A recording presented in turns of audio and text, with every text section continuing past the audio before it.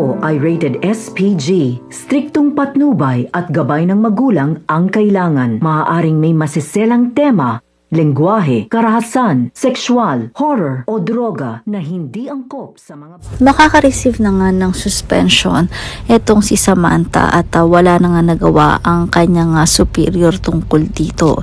So habang papalis nga itong si Sam sa kanilang istasyon ay sasalubungin nga siya dito ni Pia kung saan ay kukutyain nga ito. Sinabi naman ito ni Samantha na ginawa niya lang kung ano ang alam niyang tama, kung saan ay ginamit na rin ito ni Pia upang laitin at kutsain etong si Samantha. Sinabi nga nito na mali ang pinapanindigan ni Samantha dahil ang lumalabas ay ginawa niya kung ano ang gusto niya at hindi kung ano ang tama. Kung saan ay pigil naman si Samantha at talagang nakayup-yup ang kanyang kamao, kung kaya't napansin ito ni Pia at sinabi nga nito na gusto rin ba daw itong saktan ni Samantha.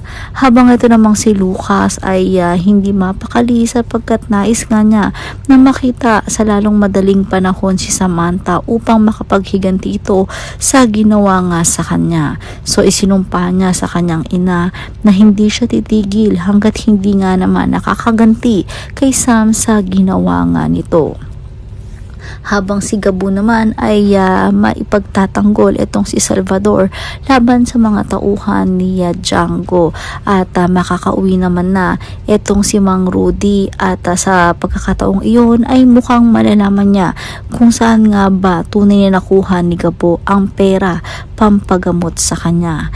Yan ang mga dapat nating abangan sa mas tubitinding aksyon dito nga lang sa CCM si Gabo.